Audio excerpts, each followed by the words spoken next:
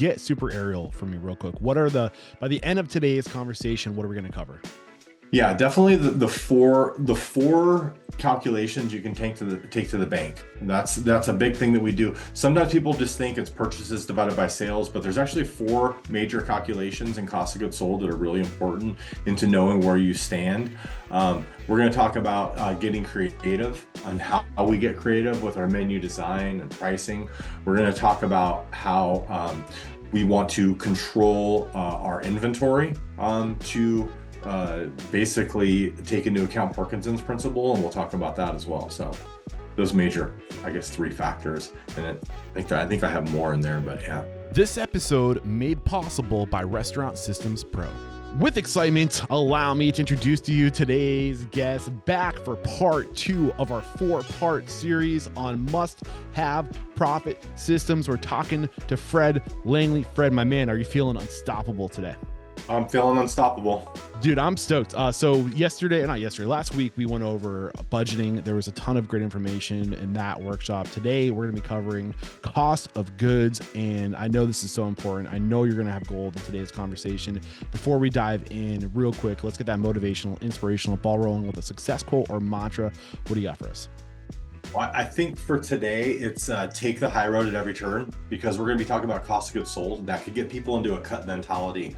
But we still have to be thinking about quality of product, the finished product that's going to the plate. Looking and seeing like, hey, cost of goods sold. If this product is going bad or not good, I don't want to lose money, so I'm gonna take a chance and serve it. And so I would always have, as a chef, people come up to me and go, or my employees come up to me and go, "Hey chef, what do you think about this?" And I would be like, "No, don't shove something in my face for me to sell it.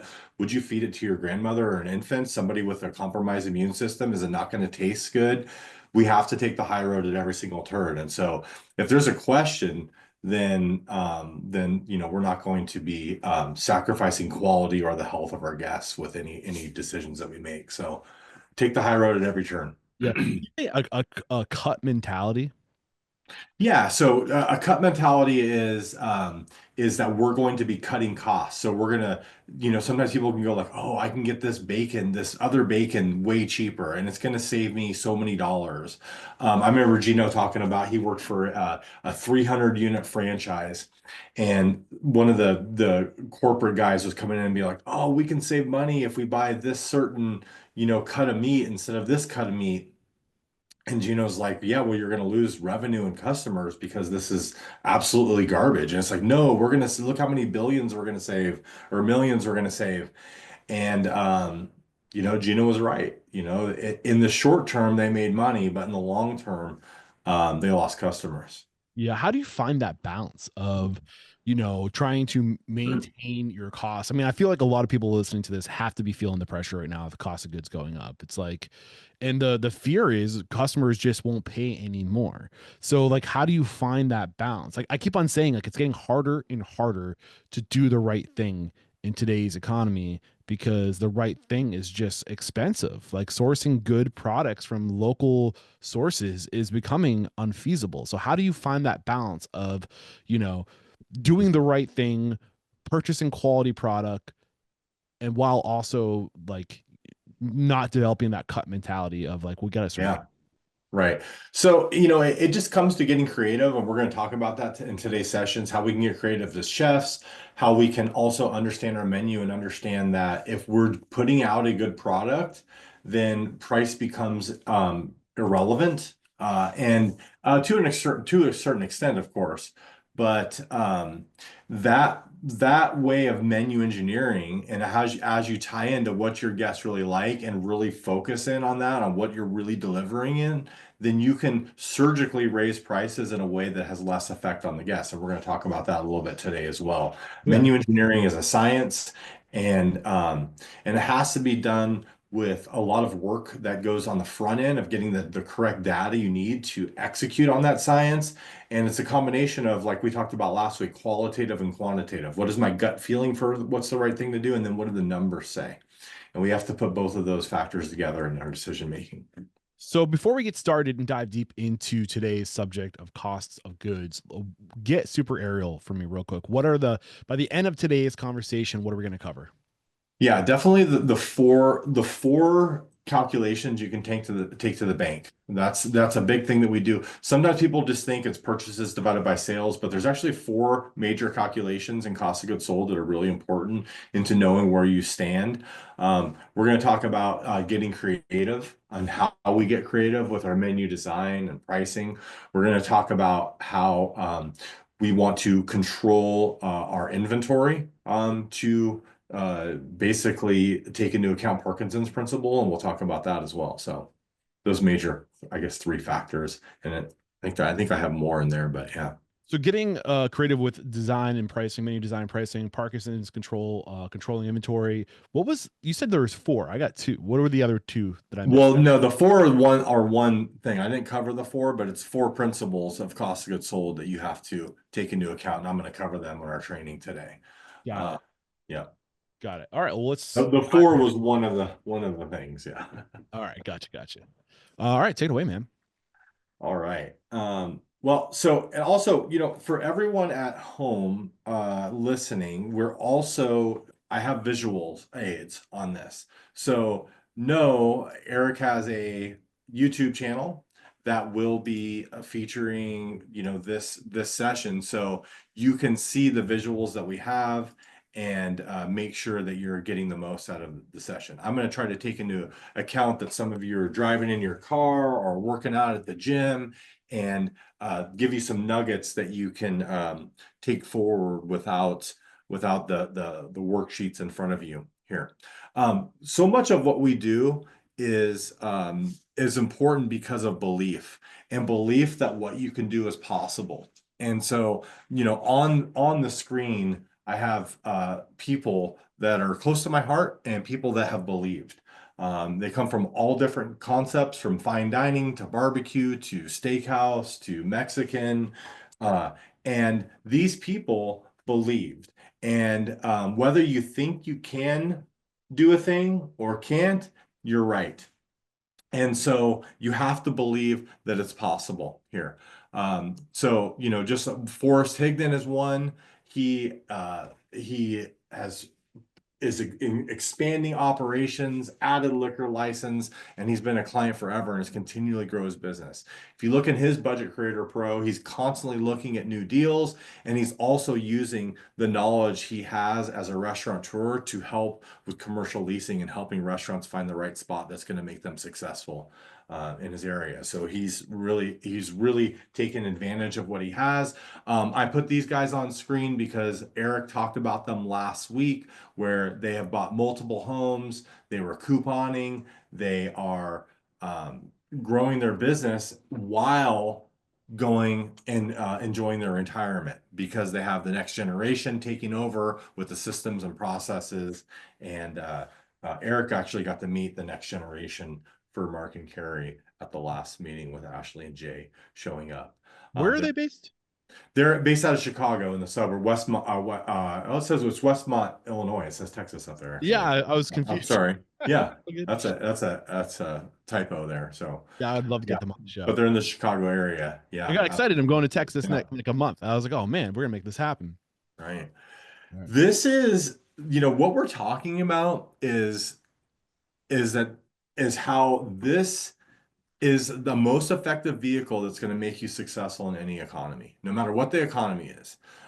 These principles that we talk about and the way that we're applying these can make you successful in your life. Um, we don't want you, when we talk about success, it's not just dollars. We don't want you working just an 80-hour work week to be successful either. Getting your time back is an important part of all of this, and being able to have systems that you can delegate is vital to delegating, big responsibilities like $500,000 in spending of product in a year. That's a lot of money to spend if you're a small restaurant. Um, and so I want to show you some of the things and controls that you can put in place so you can delegate responsibility while still maintaining control of your business. Yeah. Um, And I think maybe, and you'll agree, Fred. I think this is where most restaurateurs hit a wall. They create systems and checklists for like the front line, Mm-hmm. like the Right. Kind of lowest people on the the totem pole, small thing, right? right? Like make sure you know, wipe the counters and mop the floor, Yeah, like which is here's how you make the important. sandwich, and like here's how you open, here's how you close. But the checklists stop at that point, and they don't Yeah. continue to create checklists for the assistant managers, for the managers, for the GMs, and that's what Restaurant Systems Pro, and that's what the tools that you offer. Those levels of systems is really what separates the good from the great. Yeah, absolutely. I mean, because you know, who has a system for what, you know, if you're outside of Restaurant Systems Pro, do you have a system for how do I count the money? How does the deposit make it to the bank? How do I create a purchase order? How do I, you know, choose the right product to buy from a vendor? How do I Right. store my product? I mean, there's so much that goes to it. So yeah, absolutely. So this is for all kinds of people, independent restaurant owners, people that aren't open yet, aspiring franchises that need systems for a franchisees who haven't received the right support from their franchisor, and for people who want to grow. Okay. And so we want to establish a different way of doing things. And so, as Einstein said, the definition of insanity is doing the same thing over and over again and expecting different results. So, we want you to be able to see a different way of doing things and really apply them and be able to teach it and delegate it is so important in what we're doing here. So um, that's me. I opened up my first restaurant at 27 years old and have a lot of experience through the years in there too. Here's a good friend of mine, Chris Schoenberger. I wanted to show him here. He's somebody who has grown. I love to tell a story about him because at one point he was in one of our meetings and he was in tears and he was like, guys, this is going to be my last meeting.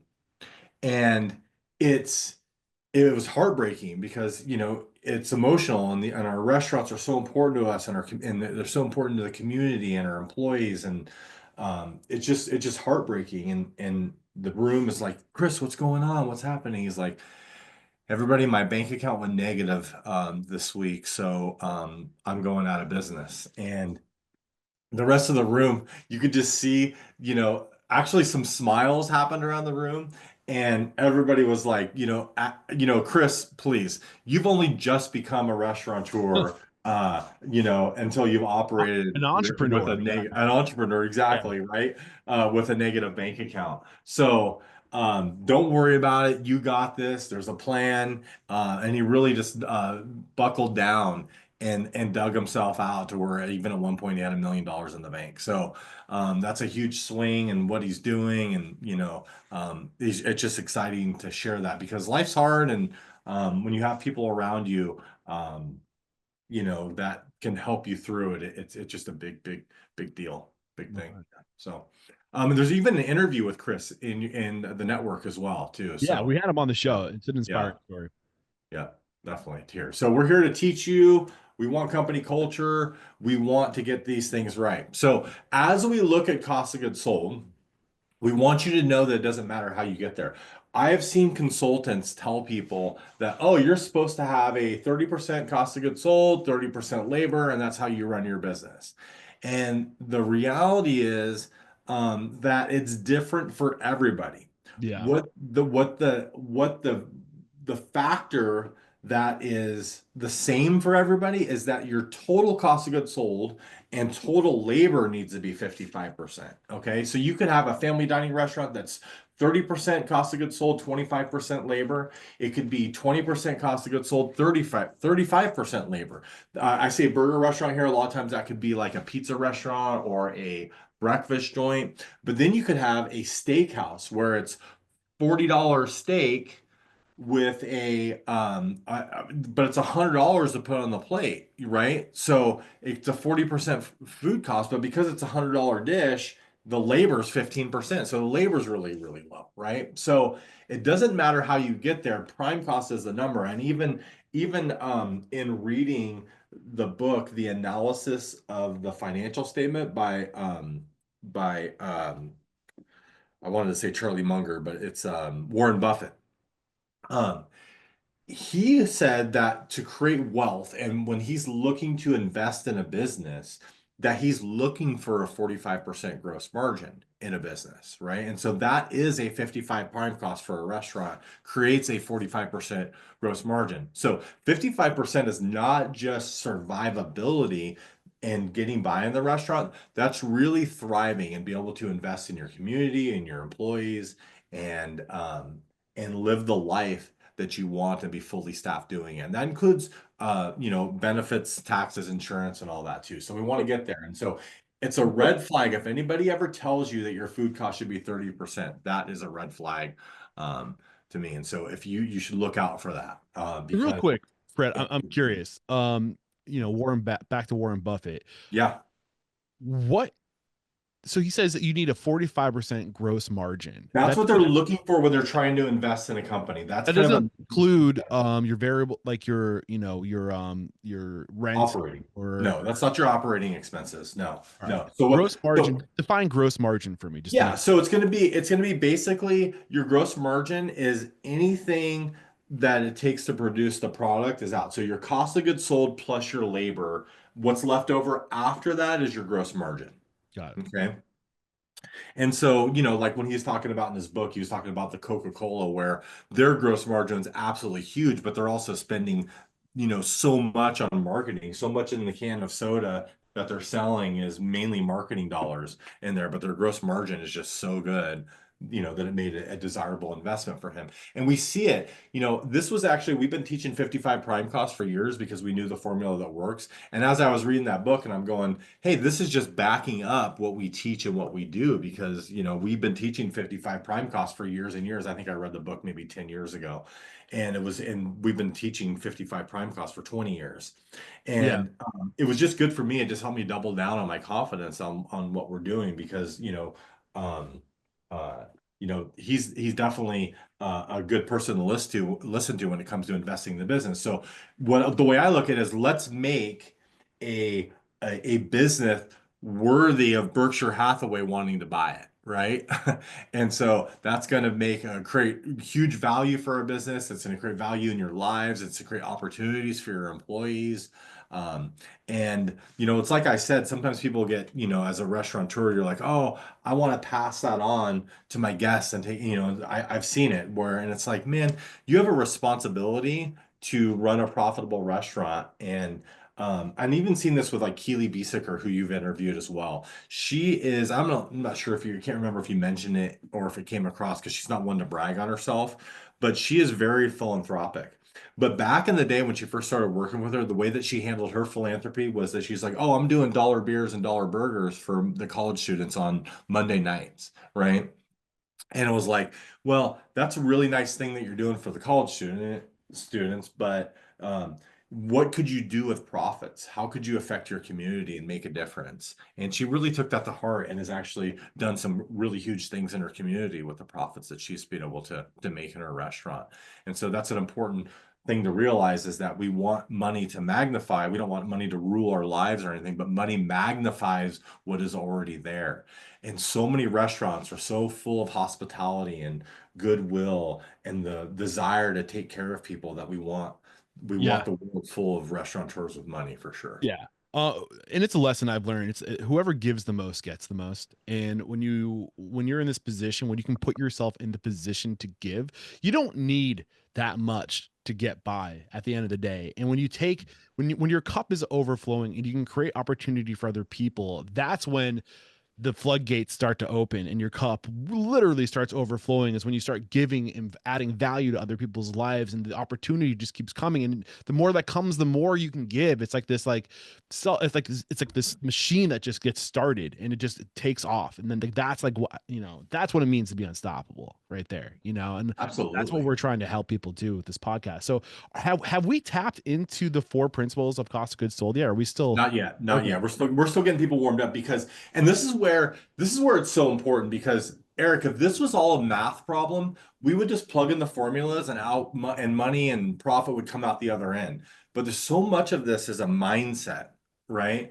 And so much of it is about being around other people, and you have to believe that your goals are possible. And it's almost like you knew exactly what I was getting into by asking that question, because we haven't talked about formulas or equations or anything. We're talking about the belief that this is possible. You're about And to there's talk about so the many 5 minute mile, aren't you?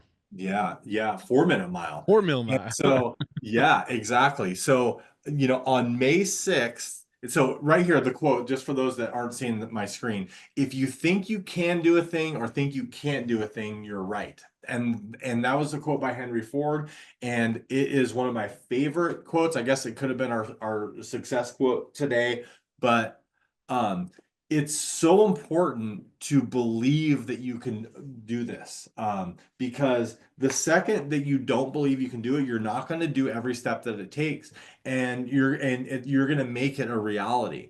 And so you have to believe it. Now, Eric, you bring up the 4 minute mile. And you would think that the hero of the story is that on May 6th, the May 6th, 1954, Britain's Roger Bannister hits the tape and becomes the first person to break the 4 minute mile. You would think that he would be the hero of the story. But where this comes, this is where the community of the Restaurant Unstoppable Network becomes so important, because the real meat behind this story is the fact that on June 21st, 1954, at an international meet at Turku, Finland, John Landy became the second man after Roger Bannister to achieve the sub 4 minute mile. And so that was only 46 days later, after all of human existence, thousands of years of nobody achieving the goal. It literally only took 46 days for the second person to do it. And I fully believe that it is the belief that John Landy did it because Roger Bannister broke that barrier, and it happened that quickly. And then it's happened again and again over the years. And so it is a mindset. And when you are part of the Restaurant Unstoppable Network, you start to be surrounded by people that are achieving the goals that you want to achieve, and it will inspire you to be the John Landy. Because I think Roger Bannister is great, but I think the story is John Landy getting the belief and getting it done in just 46 days later too. Can we So talk about the 9 minute mile I ran this morning that I was pretty stoked nice. about? That's Yeah. awesome. I mean, it's That's not a 4 really minute mile. good. I'll That take it. is really good, especially you're sort of getting back into it. Can you imagine? Like, oh man, my fastest, my I even as felt a good about college it until you athlete. told that story. Now I feel like I'm a loser. I got to get back to it. No, no, no. Well, it's also understanding, like, just because we believe we can run a 4 minute mile, does it just the belief make it happen? No, it's not just believing we can run a 4 minute mile. Obviously, John Landy was training. He's an elite runner. Maybe even the physical God-given ability with lung size and Right. legs and height and the things that allowed him to accomplish it. But belief was still an ingredient in there, and a very, very important ingredient in there. And maybe John Landy never ever runs a 4 minute mile if Roger Bannister doesn't do it first. We don't, Right. well, I guess we'll never know, but I fully believe that breaking that barrier allowed other people to do it. And so can you go 8 minutes, 7 minutes, 6 minutes? Then definitely. I mean, even at my peak in college as a college athlete, I think I ran a 5:26. So, what is our potential, right? Is everybody going to make a million, a 1.5 million out of their restaurant like Steve Brown? No. But if we make 20%, we're going to be good. But there's also going to be people that make far more than Steve Brown too. Yeah. So what Another is past your guest of goals? the Where are show. you at? And so for you today, it's the 9 minute mile. But tomorrow it could be the 9 minute or the, excuse me, 7 minute or 8 minute and 55 second mile Yeah, it tomorrow. compounds, and Yes. not that I'm super proud of the fact that I ran 4 miles last week, but this week I ran 5 miles, and it's just an example of and that all Mhm. started with walking every morning.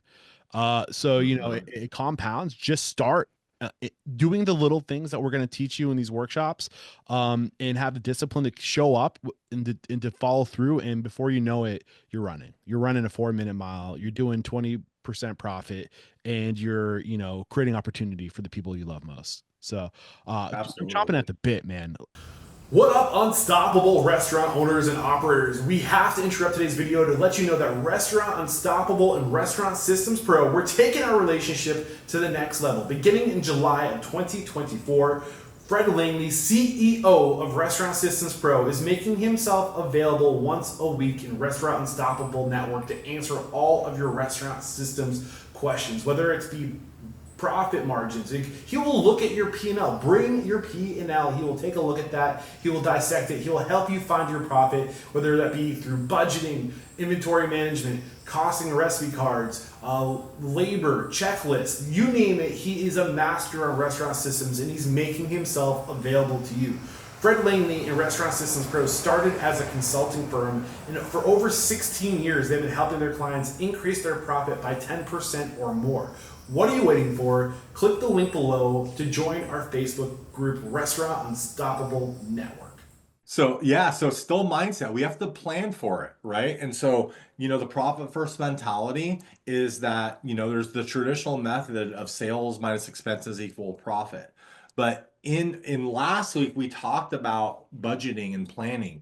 And what we need to do is plan and use the approach of sales minus profit equals expenses. Okay. So and what I mean is the traditional method. So for those who don't see the screen, traditional is your P&L is your sales, and then you have your expenses and profits all the way at the bottom. And what the profit first mentality is saying, hey, here's my sales, this is what I'm doing. What does my profit need to be that I'm planning for to live the life? And then this is what my expenses have to be for my life to live the life that I want to. And then you start using systems and processes and ways of making and molding your expenses into what they're supposed to be so that you can live the life that you're meant to. Okay. Yeah. And so, yeah. And Um, I just want to give a little plug real quick because you yeah. have this image of Profit First from Mike McAllowitz on the screen, and Stacy Antoine, someone Fred, is going to be coming on to. She's the author of Profit First for Restaurants, and I'm a huge believer of Profit First. I know with Restaurant Systems Pro software, the mentality or the concept of Profit First is kind of baked in with the cash flow allocation. But if you're not there yet, definitely check out Profit First and be sure to join Casey Anton and I. We're going to be live in the network pretty soon, and she's going to be also hosting her own Profit First Power Hour in the community. So sorry, Fun. I just wanted Yeah, to that's great. plug That's great. that mindset. Keep going. I'll save this story for another time. We're going to get into it, but it's a great story of perseverance and success. So here I have Jeremy Waller hitting a 51% prime cost, Peter Sclafani hitting 54% prime cost, Ralph Lewis hitting 55% prime cost, Steve Brown hitting a 44% prime cost consistently. We just mentioned him a minute ago. Uncle Bubs and Mark Leake running a 48%, which they'll run a 65 in January, but they'll run a low 40s in the summer when they do like 80 weddings over just a few weekends in the summer. So these are people to help you believe in what you're doing. Okay. So now we're getting to the 4 calculations you can take to the bank, right? And so as we get into this, we have we have to start with inventory. And there's a restaurant coach out there, and his whole marketing, and I guess you'll know him when you see him. I'm not going to mention names in there, but his whole marketing spiel is the fact that you don't need to do inventory as a restaurateur. And honestly, you're just flying blind. I don't really know. I kind of stopped listening at that point because I understand the business very well. And it's almost like saying it's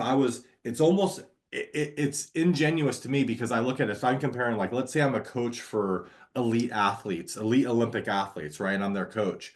And I start putting out there in my marketing to sell my services as a coach and saying, hey, you could be an elite Olympic athlete, but you don't have to go to the gym. You don't have to work out or lift weights, and we can help you with just technique and uh, No diet. right, no diet.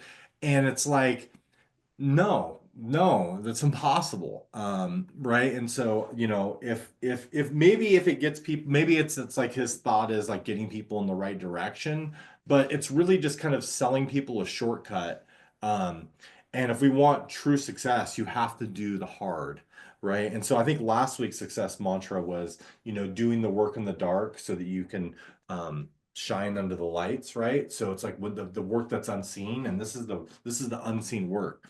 And so when we start looking at the accounting equation, we start with beginning inventory. And what beginning inventory tells me at the beginning of a week, let's say we're using 1 week as a time frame, right? So it's any period of time that we're looking at. The beginning inventory, everything that's on your shelf is your beginning inventory.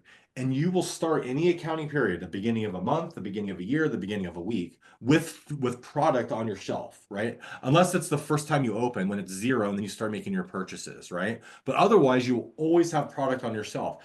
And so every single bit of product that's sitting there on your shelf is available for you to sell and has to be part of this equation. Okay, because I start with soup in the containers and flour in the bins and meat on the shelf and portion product and all of that stuff. So everything we have on our shelves at the beginning of a period gets us started. And the beauty is that when we end a period, the same inventory begins the next period. So it becomes this cycle that you run. Okay, but if we start looking into the cost of goods sold equation, it's our beginning inventory or everything we have plus everything that we purchase. And that gives me my total available, right? So everything I have plus everything I purchase gives me everything I have to sell. So if I have all these bottles of vodka on the shelf and I buy more bottles of vodka, then the total amount of vodka I have to sell is everything I had to start with on the shelf plus everything I bought, right? Then we get to the end of a period and we count that inventory again at the end of a period. And I suggest for restaurant that this is weekly. If we're going to know what we truly use, we have to do this weekly. And so, if I go through this equation and we think of it not like a mathematician, but as like just what the products are, and we go, okay, beginning of everything I have on my shelf plus everything I bought is everything I have to sell, total available. Then everything that's left on my shelf at the end, I did not sell it. I still own it. It's an asset on my balance sheet. I own this product. I did not sell it. I did not use it. It's still there. So I subtract my ending inventory from that, and that equals product use. Now, we call it use at Restaurant Systems Pro always, because whether it's wasted, normally in the equation, it's called cost of goods sold. We call it product used as a mentality, because it could have been, we hope that it was sold, and that's how we used it. But the reality is it's wasted, stolen, overportioned, any number of things. So whatever's left is what we didn't use. And so then we get our true use of product. And the only way to get that is by taking inventory. Most of you are just doing purchases divided by sales, and that is not going to get you where you need to be. So product used divided by sales equals your cost of goods sold percentage. Okay. Sold, wasted, spoiled, theft, comps, not put in the POS system. Those are where it's at, right? All right, so the four calculations you take to the bank. Number one, average inventory. Okay, so as you're doing this, you want to do more than just the cost of goods sold, right? Can you go back to that last slide real quick, Fred? I have a couple questions here. Yes. So beginning with the beginning inventory, you said it's everything on your shelves. Yeah. What about things, and I think you mentioned this, and I just want to make sure it's clear. Yeah. What about products and goods that have been processed, so like they aren't on your shelves anymore?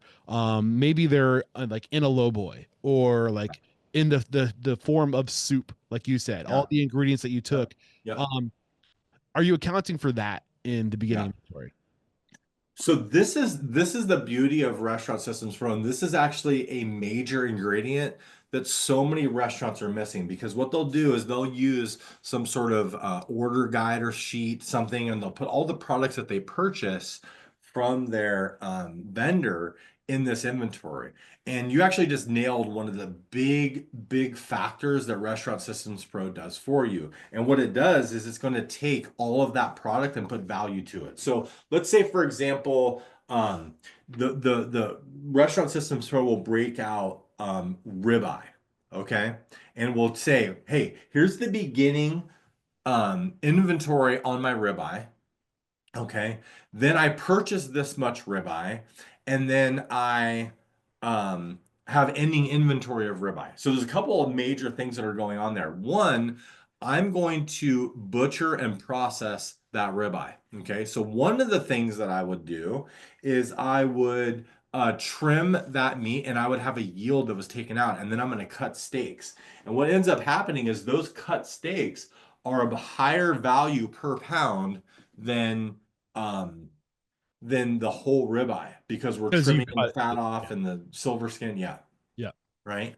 And so we have to inventory those cut steaks, but we also have to factor in the fact that we lost product in the trimming of those steaks, and it puts a higher value on there. So we haven't truly used those steaks, because if we just counted the whole ribeye, but then we cut like a whole bus tub worth of steaks, well, then our equation would show that we use those steaks, but we didn't use them. We still process them and put them in inventory, and so we have to show them in inventory. Okay. And you have to account for the difference in weight. So are you Exactly. Yep. so are you weighing the processed steak Yes, but or you not just have to processed? weigh it as it is, and it creates another item in your inventory that counts the process. So you're not having to do any math, but it will know your yield on your ribeye, and it will count those steaks at the correct price per pound so that you're not showing as they were used. Does that make sense? Yeah. Okay. The other thing that we'll do is, like, let's say we took and we made prime rib and we cooked it, right? And then we slice it for roast beef sandwiches, and then we took up edges of it and we chopped it up and we cooked it and we put it in a beef barley soup. The Right. system's going to count and know if there's 4 gallons of beef barley soup, how much ribeye is in those from the leftover prime rib that was chopped up and put in the beef barley soup. It will know every single bit of usage. It'll know how many ranch packets are in the prepared ranch in the that's in the walk-in. It's going to know how much mayonnaise is in that ranch dressing. It's going to know all of your products, even down to a third pan of sliced cucumbers. It'll know how many pounds of cucumbers or how many inches of cucumbers. And so that's one of the beauties of Restaurant Systems Pro, is you just count your inventory the way you see it, so it goes very quickly and efficiently, and then the system does all the work to build back to the way you bought the products, and compare that to the usage in the POS system. Got it. Thank you for getting into that. We can go Yeah. next slide. Yeah, it's a really, really important factor, and it takes a lot. And so many restaurants are missing that in their inventories. And Eric, you just nailed that. And this is why so many restaurants don't want to take inventories, because if I don't count those cut steaks in my inventory, or I count them as as unprocessed, I just count them the same as the other, all my usage equations get all messed up, and nothing ever really adds up. And so you just kind of throw your hands in the air and don't do inventory, right? So if you're going to do it, you have to do it right, or else it truly is just a waste of time. And a lot of I think people do it. Yeah. Yeah, and I think, people tend to think of like systems and culture, like like what do you need to be successful? You need systems and you need culture. But I think really your systems are your culture. Yeah. Think of inventory as a ritual. It's Mhm. something that you do every week. It's a weekly ritual, and the rituals are something that's associated with a culture, right? Like Mhm. it's Mhm. an American ritual to get together on Thanksgiving once a Mhm. year, to Mhm. celebrate, just gratitude, right? So like, Right. what is a culture? It's a thing, it's a routine, it's a habit. And you have to make inventory a ritualistic habit, and those things you do, what you do is in reality is your culture. That is your culture. So think of Mhm. it that way. Like, what culture do you want to have? Do you want to have a culture of excellence? Then it's in the things you do every day. And I think thinking of this sort of thing, like these systems, the motions you go through as actually culture, makes it easier if you want to be a company with good culture to show up to do that thing. What are your thoughts on that?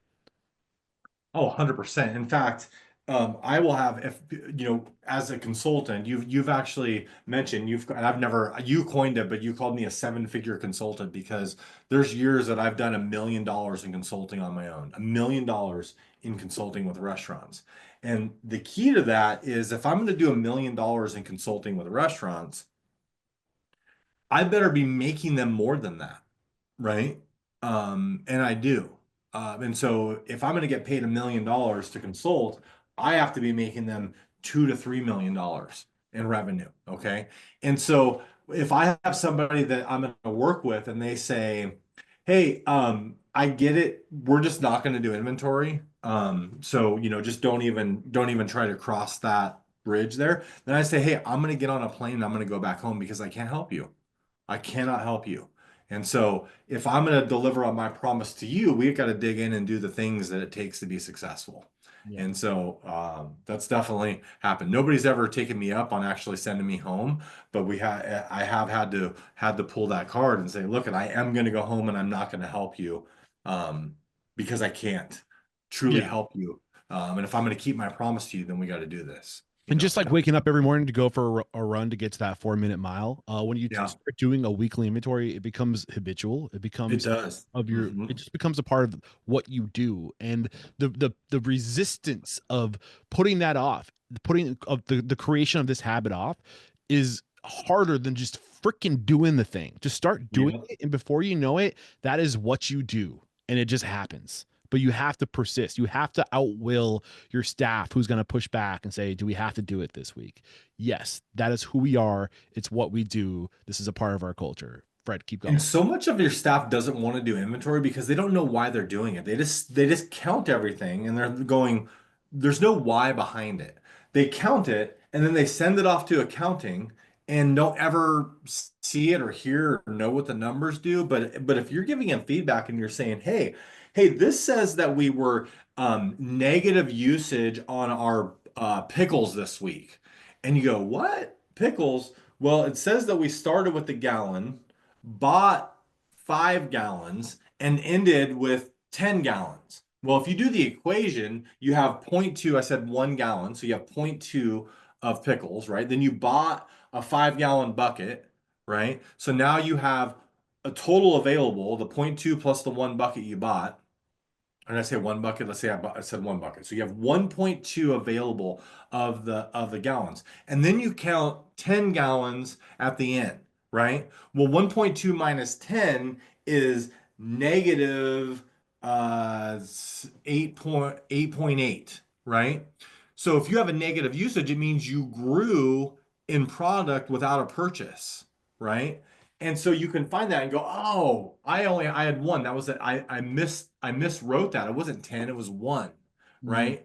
And so we used zero point 0.2 of a 5 gallon bucket of pickles and we fix that and you find it, and then your numbers become very, very accurate. And then if you know that your numbers are very, very accurate, then any fluctuations you trust. Right now, people have fluctuations in their food costs and they go, oh, well, I don't know what it is. And then they look at and see that they lost money and they don't do anything about it. Yeah.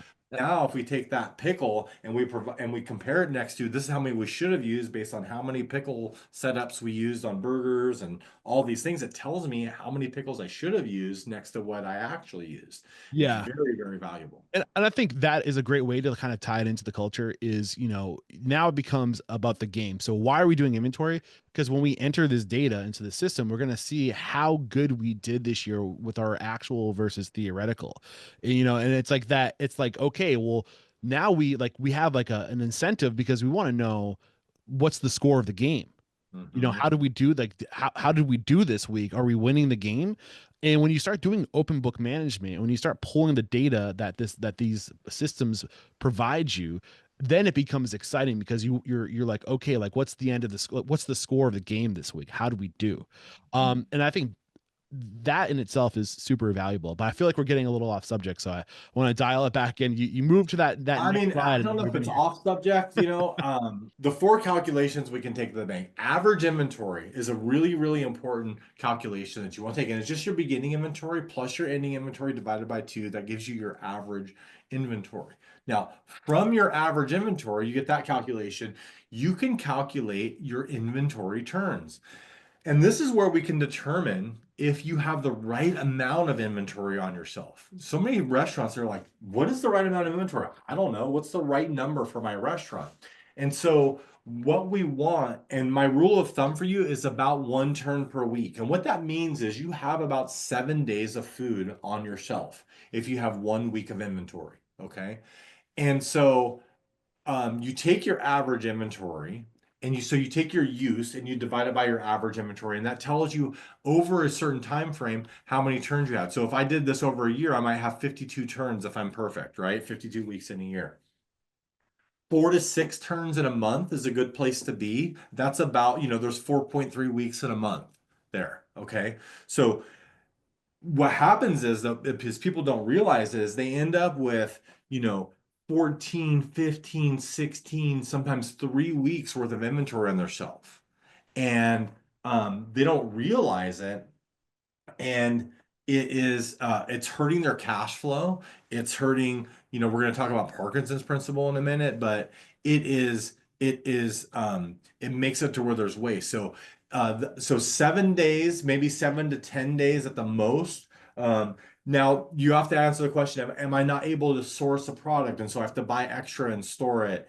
We have to understand that and what it's going to do, but that's going to be a really important calculation on where we want to be. But your use, which we talked about, the use equation in the previous slide, our cost of goods sold divided by our average inventory tells us our turns, and we want it to be about 1 turn. So what that means is your use should equal about your inventory. Your 1 week of use of product should equal about your inventory.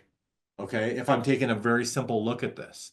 And so if you're not doing inventory, then your purchases, if I'm just, you're driving in your car and you're trying to think about that, how much you purchase in 1 week should about equal your inventory. So if you're doing 100,000 a week and you're purchasing $30,000, you should have about a $30,000 inventory in there, right? That's 7 days of food on your shelves. If I'm only doing 5,000 a week, at the 30%, I should have about $1,500 in my inventory, right? So no matter what your size, the inventory returns are going to apply to you. Okay. Your change inventory, how much did my inventory change from week to week, is going to be a really, really important calculation in there. And then our budget variance. What do we target to use and what do we actually use? And what does that look like, right? And so we have a purchase allotment system. There's no time to really teach it there, but it's basically, other people will do it. It's a descending budget that will adjust based on how it's actually happening. What happens is people's inventory get out of control because they say, hey, I'm going to do $10,000 this week. I have a 30% cost of goods sold target for food. So I'm going to spend $3,000. And then what happens is they do $9,000, but they spent $3,000. And so instead of adjusting their spending for next week, they say, well, okay, well, next week I'm going to do $10,000. And then they buy $3,000 again, right? And so what ends up happening is their inventory just starts growing and growing. The freezer fills up, the dry storage fills up, and then food starts spoiling and going bad. And then the next thing that happens, now here's what I call this. We have a purchase and labor allotment system, but our purchase allotment system, it's almost like the Dave Ramsey envelope, where it tells your manager exactly how much money they can spend to take care of the needs of the business.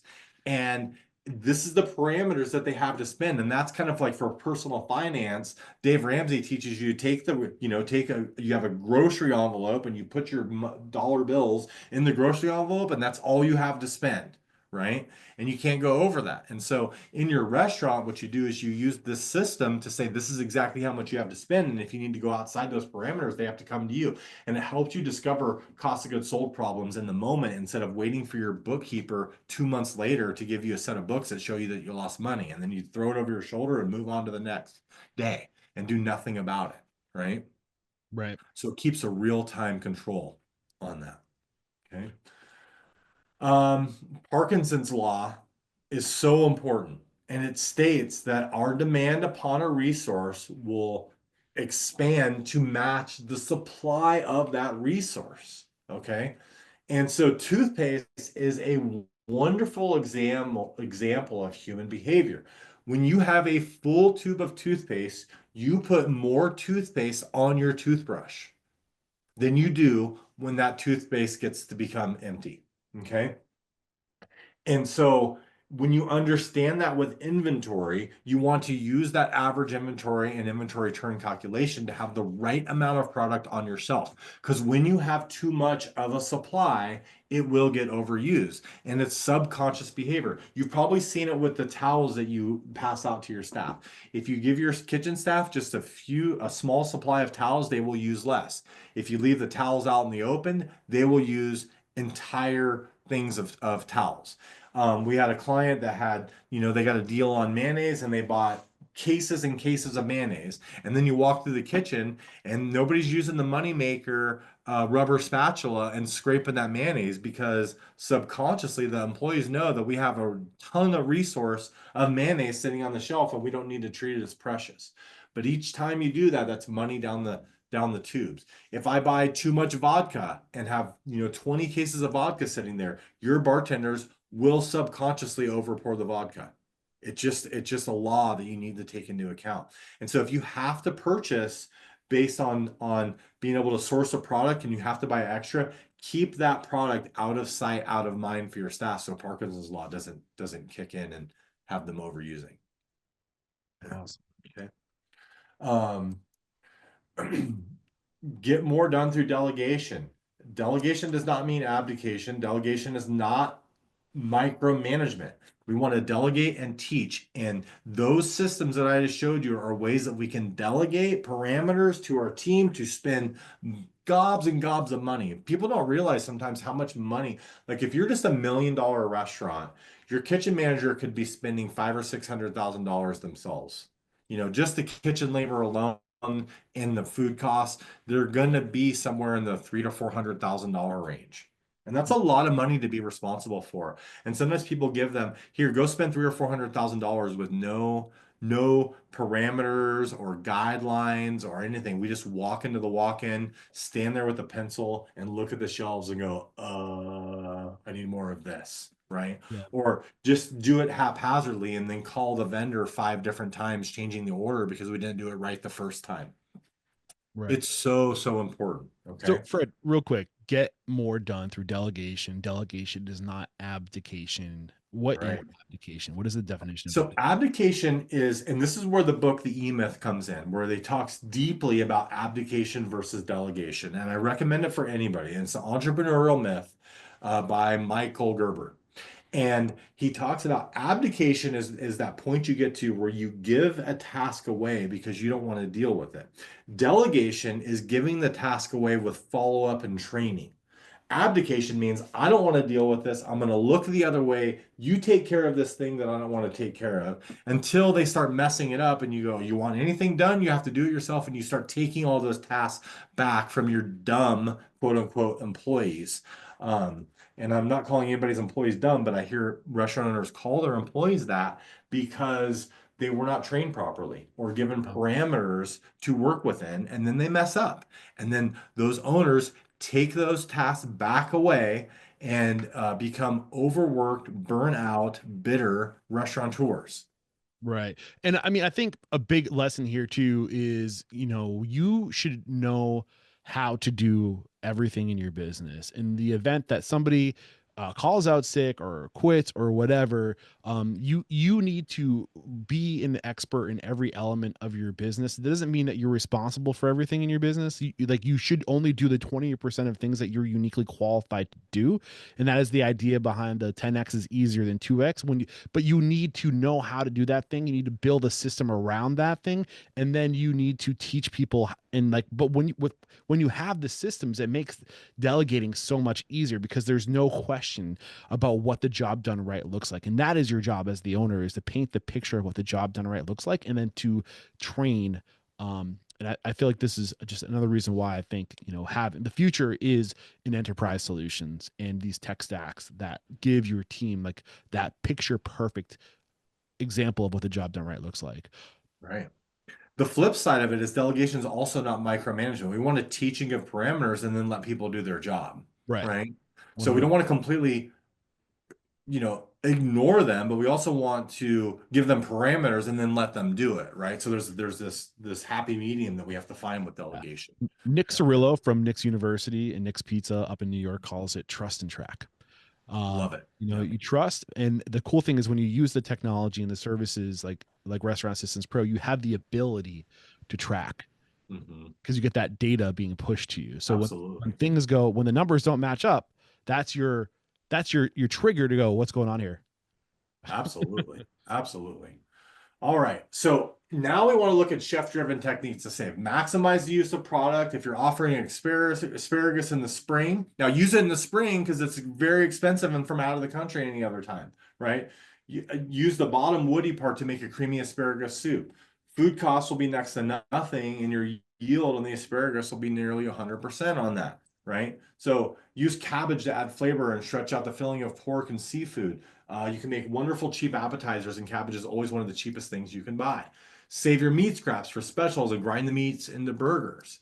Understand seasons, right? Fruit and vegetable season. Here are the products that are at their lowest cost and highest quality. And that's one thing that's wonderful about the restaurant business and food in general is that when things are at their high, normally when things are at their highest quality, they're their most expensive. But when it comes to fruits and vegetables, because things are perishable, when things are at their highest quality, they're at their lowest cost. And so if we can drive our menus and understand and change our menus even slightly, we can make sure that we're using the highest quality, lowest cost products. Summer season. Here's a list of things in the summer season too. I actually have a sheet that has all these. I'll get to you, Eric, so you can share it with the network Got it. on this. Okay. Yep. That'd be great. Thank you. In the fall, here's all the, knowing these things and knowing how we're going to use these products is so important too. So your menu in your kitchen, these food products are I think these are from my restaurant, just so you know that too. Everything 100 made from 100% scratch, but double the volume of your ground beef by making meatloaf sliders and meatballs for a great happy hour. So maybe you're doing like these little burgers here. Maybe make them a meatloaf burger instead of or a meatball sandwich instead of a burger, and you're going to stretch it and add more volume and yield to it. Walnuts and pecans are expensive, but almonds and peanuts are much better priced. Substitute where you can. If you're serving a 6-ounce portion of fish at night, make a great sandwich with 3 ounces for lunchtime. So, for example, we would do this salmon BLT, and we'd take the salmon and just slice it super thin with bacon and homemade bread and make a wonderful salmon BLT. And it's 2/3 the price, half the portion on that, and it's still a dish that the guests can love. Take your best cost dishes and recreate them to influence your mix even more. An example of that is we were looking at this and going like, oh, we were doing this lunchtime pulled pork barbecue sandwich and, a $9.99 pulled pork sandwich, right? And so we look at that and go, well, that food cost on that sandwich was like 15%, and it's really low. But if I put it on my dinner menu, my cash contribution will not be good on that as opposed to my entree. So even though the percentages are low, I would still have, let's say I have a $20 salmon dish that, cost me $8 to put on the plate. So it's 40% cost of goods sold. I'm still making $12 on that dish when even though the nine, let's call it $10 pork sandwich is 15%, $1.50, I'm only making $8.50 as opposed to $12. So I'd rather make $12 than $8.50, even though the salmon's 40% cost of goods sold. It's also why you got to know your prime costs and have that fix in there. The higher cost of goods sold is also going to make it towards lower labor because I'm bringing in more revenue with that. So what we did is we created an appetizer instead of like a pulled pork sandwich. We used the pulled pork, but then we called it a pulled pork Napoleon appetizer that we sold for $12 or $13.99, and it was corn cakes with pulled pork and blackberry barbecue sauce and corn salsa. And so we took the same ingredients and recreated them into a new dish that was even better food cost.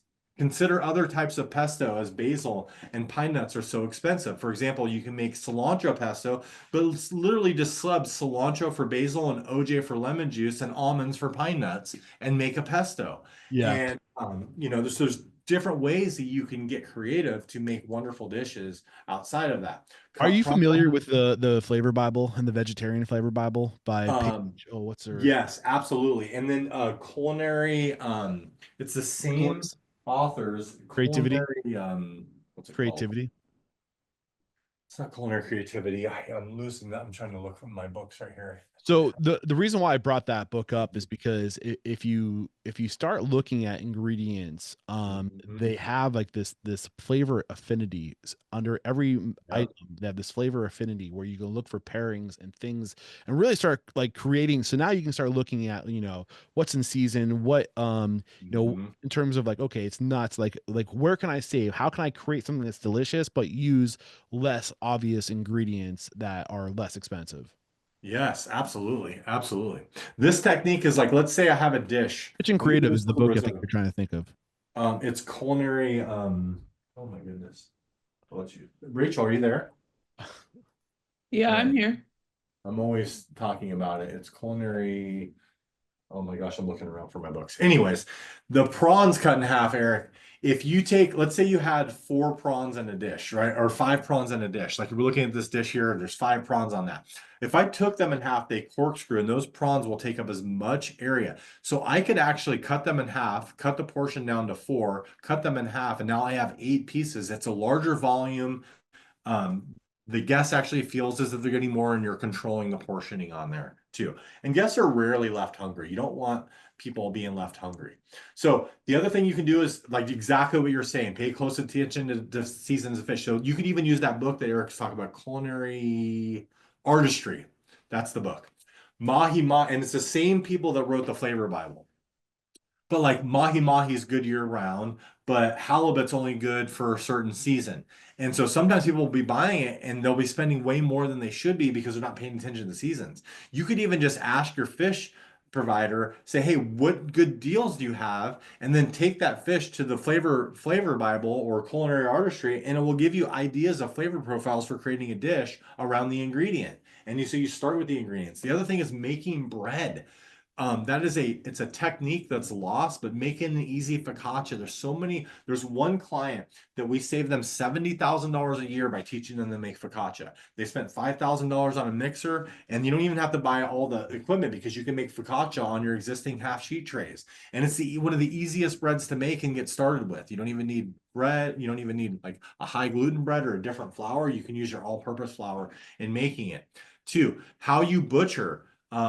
So if I'm looking at an example of buying a whole chicken instead of just chicken breasts or chicken legs too. So if you do that, and we used to have like a world record where we would say, here's how fast a case of chicken gets broken down, and you could butcher your whole chicken. And this is important too, as I take a step back. Let's say we need to keep people employed. We have good people. So if we can run our food costs down, if we need to make prime costs work, we can run our food costs lower and still have the money to pay our employees, right? And so there's actually a client of ours, we were working on their menu. They would do $200,000 a month in July and $50,000 a month in December because they were highly seasonal. And so what happened is they had to keep people employed over the winter so that they were there for the busy summer, right? And so I actually taught them how to make these butternut squash raviolis that they were buying. And they made them from scratch all winter. And what that did is it allowed them to use more labor and keep people busy. And then they sucked at making them at first. They sucked at making the pasta. They didn't do a good job. It was messy, but they got really, really good at it. And what ended up happening is by the time summer came, they just kept making the from scratch raviolis because they got so good at it. And better technique and better tools and all of those things too. And so what happened, they were planning on just going back to the frozen ravioli when they were in the busy summer, spending more on cost of goods sold, but yet the labor going down because of the increase in sales. But they just kept actually getting the benefit both in quality and the cost of goods sold benefit there. But if I buy a whole chicken, I end up with chicken stock, leg and thigh meat for an appetizer, 4 chicken wings, and 2 breasts. So a lot of times what you could do is like, if you're going to sell, maybe chicken wings aren't even on your menu, you could just start saving the wings in the freezer until you have enough to start doing some orders and run them as a special, right? If you go in here, you had 1 chicken and you did that. So let's say it's around $7 for a whole chicken. You sell 2 chicken breast entrees at $17.99.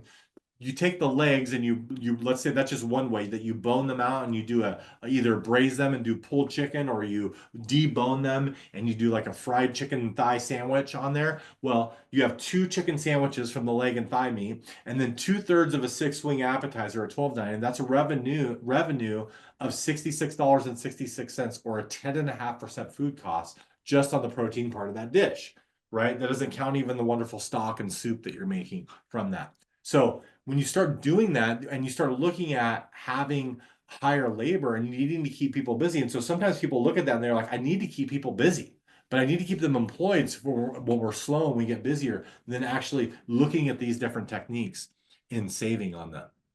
You have to cost these things out. You have to know where you stand on them. What up, unstoppable restaurant owners and operators? We have to interrupt today's video to let you know that Restaurant Unstoppable and Restaurant Systems Pro, we're taking our relationship to the next level. Beginning in July of 2024, Fred Langley, CEO of Restaurant Systems Pro, is making himself available once a week in Restaurant Unstoppable Network to answer all of your restaurant systems questions, whether it's the profit margins. He will look at your P&L. Bring your P&L. He will take a look at that. He will dissect it. He will help you find your profit, whether that be through budgeting, inventory management, costing recipe cards, labor, checklists, you name it. He is a master of restaurant systems, and he's making himself available to you. Fred Langley and Restaurant Systems Pro started as a consulting firm, and for over 16 years, they've been helping their clients increase their profit by 10% or more. What are you waiting for? Click the link below to join our Facebook group, Restaurant Unstoppable Network. I'm going to go through quicker here. You have to have recipe costing card templates, and you have to cost them out. You have to perform routine yield tests.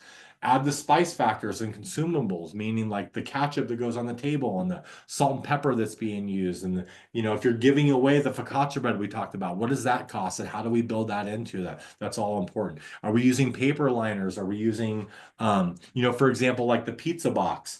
And when I'm doing a recipe costing card, if I'm Domino's Pizza and every single pizza gets a box, then that box is part of my recipe costing card.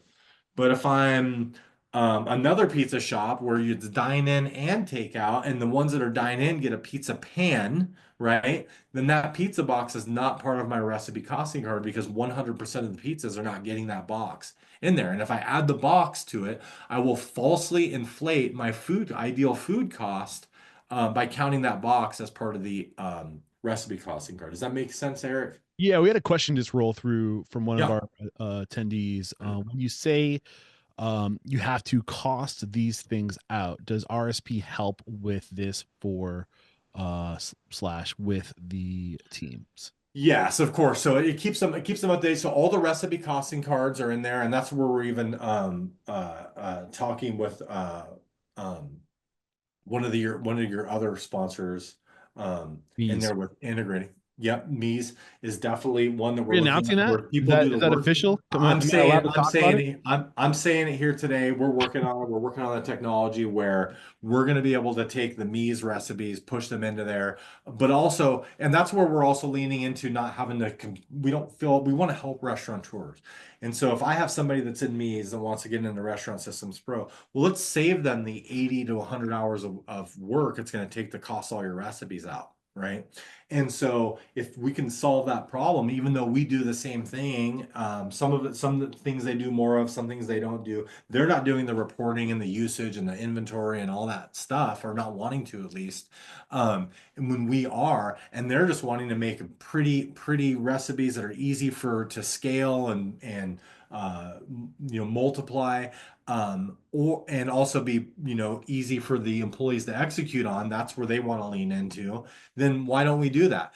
But what happens is you create your recipes from a database of products that you purchase, and then those products constantly get updated through AI invoicing scan that comes in.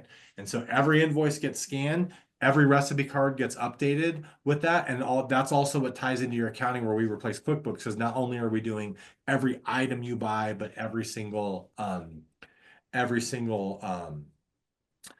accounting code that goes with that, and then as these invoices come in, it automatically updates your inventory pricing as well. So you always have up-to-date inventory pricing. You always have up-to-date recipe costing cards. You always know your usage by just all you do is take your inventory, and all the system does all the rest of the work once it's set up too. So yes. So I'm showing spreadsheets here, but yes. So that previous spread, that previous slide you just had up is the basic formula for a recipe costing card. Yes. Is it worth getting into the details of like just what that? I mean, I have some more things I want to show, but it's basically cost, quantity, yield, usable ounces, ingredients. We have the receipt, receipt in there. That's not really necessary for in there, but what's the price per ounce and the total amount in here. This is what it will look like as a batch recipe here. So you have all those in there. You have it in ounces, costed out. This is what it would look like back in the day with recipe costing cards. You can see, look at this is all the way back to 2011. This is here. This is kind of the problem with this is you have to go and manually update these prices, right? And so it's not all connected. It's also more difficult when you're using batch recipes within. So like if I go here and I have this melted cheese dip, and then we get in here and we have that's a batch recipe, which then we'll need to be able to take that amount and inventory it. And if it's wrong pricing, our inventory will be wrong and our usage is off. So yes, I mean, this is like the, I guess this would be your 9-minute mile, right? If we're talking about getting started and getting in there, so the 9-minute mile, not exactly where you want to be, but it's a good step in the right direction. So you're going through the motions, you're doing the Yes. work, but you're doing it slower. And this is a great starting point. And I think a lot of people need to know, like maybe you aren't in the position, or maybe you don't think you can work the technology, whatever truth you're telling yourself is, it's not a real truth. But at least start here. And correct me if I'm wrong, Fred, but you have the spreadsheets and the tools that you're giving our audience to do this without the software. So yes. I mean, I think it's cool to kind of go through this process to really learn the process and then to delegate the process to the software. So if for whatever reason you have to get lean during lean times, you can't use the software, like you still have the habits, you still have the knowledge on how to do this stuff. So anyway, I just wanted to make sure the listeners knew. Well, I do think it's a mistake there. Like you did say, like a lot of times people will go like, oh, I need to cut all costs. But if you're cutting a cost that's saving you money, it's really kind of like chopping off your own limbs to save. And sometimes people will go that direction. Now, if you're not using it, then that is the right case. But so many times I see people saving 5 to 10 times what any cost is. But I kind of understand what you're saying. But yes, I hear you there. I think all you're trying to do is say you're not forcing people into it, but I'm telling you, you need something. Like even if you don't even use mine, you need to be using it. It's a must, and most people don't realize it until after the fact. Right. So here you're looking at this is within the system. There's actually a lot more to it. Now there's a little bit of an older picture here, but you can see that there's items and there's recipes within recipes that are all interconnected in a database. So that would be an example if you make your own mayonnaise in-house, you're using the mayonnaise in a recipe. Yep, exactly. You can see there's caramelized onion. That's a recipe in there. And so it knows, what a batch makes of that, how much an ounce of that is. And it's all interconnected. Even bacon, you buy them by the pound, but it's on this recipe by the slice. And so there's a batch recipe they use to make slices of bacon in there too. So yeah, it's definitely in there too. So you want to know your true usage on those products compared to. So if you know you cannot compare this to the usage without knowing your inventories and all that too. So you want to compare so for example here, like let's say I'm looking at there's a 1/3 ounce burger patty on here, right? Well, let's say I'm, those burger patties come and they go in the freezer, right? So let's say that I have a case, and in the case there's 100 patties in a case, right? So I start on Monday and I have 50 patties on my shelf, right? And then I get this deal and I buy or I'm having trouble sourcing it, and so I buy 4 cases of patties, right? So I bought 4 cases of patties that are in the case. So now my total available is 450, right? And then I get to the end of the week and I count my inventory and I have 3.5 cases on my inventory. So I take the 4.5 that's solo available minus the 3.5, and it says that I used 1 case of patties, right? The 4.5, the 0.5 I had, plus I bought 4, it gives me 4.5. Then I count again at the end of the week and there's 3.5. And so it says I used 100 patties in there. Well, if I'm looking at purchases, I actually bought, my purchases were 400 patties. My usage was 100 patties. That's a massive difference. And I don't have a number to compare to my POS system if I don't take inventory. Because without inventory, all I know is that I bought 400 patties. I don't know what's left on my shelf at the end. I don't know what I had at the beginning. And if I look at my POS system over that time frame, it could say that I sold, 95 patties. So there's 5 missing. But what does that tell me? If I don't have inventory, I see in my POS system that I sold 95 burger patties, but I know that this week I bought 400. So what I'm flying blind. I have no dashboard of numbers. I have no score of the game, as you said earlier. I don't know where I stand. And so if I'm going to make a change and find out where those 5 burger patties went, which is 5%, by the way, and that's a lot. You start looking at what's 5% of your usage over a year. It's a massive amount of money for every single person here. I don't care if you do 200,000 a year or 2 million a year. Got It's it. a lot. Yeah. Got it. I think we're about at the end. Correct me if I'm Yeah. wrong. Yeah. So I have a couple of things in here. There's some menu engineering stuff in here that we can get into. Here's some people I worked with looking at how you can redesign a menu. You can see before and afters and where it's cleaner to look at. You can't see them here, but menu engineering is huge. We have and I've a actually work. gone over that descending dollar report thing before too. But yes, Yeah, that I is, have some things coming down the barrel, things lined up for menu engineering. So there's a workshop lined up for that in the near future. So we don't need to go deep into that. I am kind of curious though. There are definite things, I keep on saying, I keep on seeing that it's getting harder and harder for restaurant owners to do the right thing. And when I say the right thing, I mean taking care of your staff and, purchasing good quality product from, local sources, right? It's getting harder and harder to do that in the world we live in. You showed us some like chef tricks in terms of like how to purchase, when to purchase, how to, purchase low and to put a little more labor into things to spread it and get a better margins on your cost of goods. Generally speaking, as we move into the future, which concepts, what are like some more general things we can do to keep our cost of goods down and our labor down?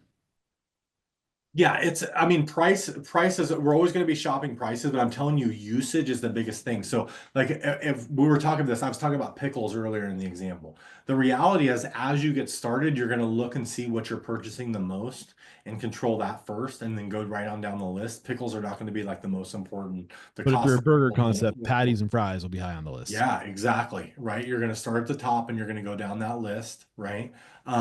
And then you're going to inventory those things on a daily basis. The top 2 or 3 things, do daily inventories on those things too. So I've even doubled down. I've gone from talking about how we're going to, instead of only, we're not going to do monthly inventories that are just for accounting. We're going to do weekly inventories that are for usage on a weekly basis to control our cost of goods sold. And then we're going to double down and we're going to do daily on just a few items, those top items, to really know that we're controlling them. And then as we look at our efficiencies, we can look at our line. We can look and see, like, in menu engineering, we look in like, hey, saute has 20 items and grill only has 4 items. We got to spread this out, this workload. Our line's getting backed up and this person's getting overworked and our line's slower than it could be. Or, we need better expediting, or we need to, have better prep on these items to make them go faster. We can't, we're not going to, the way the technique. So it's different for everybody and you need to go in and analyze it, but it's also the same that you got to take a step back and look at it. And if you're busy just running around and not taking a step back and working on your business, you'll never see these things that are unique to your business. And I think that's the cool thing about going through the motions to, we talked about budgeting on day one. Today we're talking about costing. Tomorrow, Thursday, we're going to be talking about labor. Right. And I think the cool thing about tracking all this stuff is that once you start tracking this information, you become obsessed. And when I talk about, it's not about growth in the industry doesn't come from looking out for opportunity. It comes from looking into what you're already doing and trying to figure out how to do it even better every day. And when you're getting this, when you're doing the inventory, when you're getting the data and you're tracking all this stuff, you become obsessed. You get to the point where you're doing it like you cannot squeeze another penny out of the way you're currently doing it. So how do we change the process? How do we, if we were doing it like this, and then how can we move the physical outlet, like the out the ergonomics? How can we how can we start making people work less hard? Like for example, I just interviewed somebody and they were doing they have tons of schnitzel.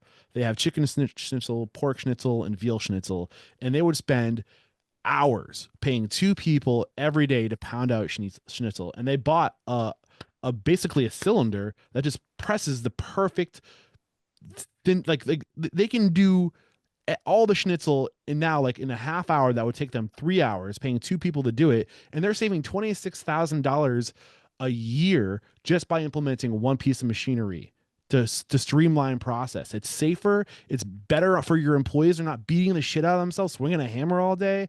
Like when you start tracking everything, you just start seeing all these little opportunities to be more efficient, and it literally it gets out of control because you just become obsessed. People find so much when they start doing their recipe costing cards for the first time. They're like, I didn't realize it cost that. And they start going like, out oh of my control God. in a good way, where you just become obsessed and it becomes like this game, this like, and I mean, it can be very powerful stuff. So this has been a lot of fun. We are going to wrap up, but before we do, Fred, I gotta have you call somebody out. So I'm headed to Texas. We've had a couple folks on the show from Texas. Who's somebody I haven't had on the show? I mean, I've had a couple. Gosh, I'm thinking, hey Rachel, what's Jerry's last name from Wing Daddies? Let me look. I believe it's Lopez, but let me double check. I think it's Lopez too. Yeah, it's Lopez. He's where they've done this thing where they figured they're at 38 locations and growing. And then they also have a couple other concepts too. So I think they're total like 45 locations. Wow. And they're just doing some great stuff. And they're in Dallas or Austin? They're all over Texas. That's why I'm like, they're everywhere. So it's called Wing Daddies. Wing Daddy. Look out, I'm coming after you. And now, Fred, how can we connect if we're interested in learning more? Yep. Fred at Restaurant Systems Pro. You can contact him. My cell phone number, 707-570-6324. Just send me a text first so I know you're not a telemarketer and I'll answer the phone. Yeah, and we're working on putting together basically if you head over to restaurantunstoppable.com/RSP, we want to link back to every episode. We've gotten a testimonial, all the workshops and demos I've recorded with Fred will be there as well if you want to learn more about RSP. And now we're going to say goodbye, and we're going to start taking some Q&A. If you join Restaurant Unstoppable Network, you can join us live for these recordings where you can engage our guests, and we're going to get after that now. Fred, thank you very much, and we will start opening up the line now for anybody who wants to join.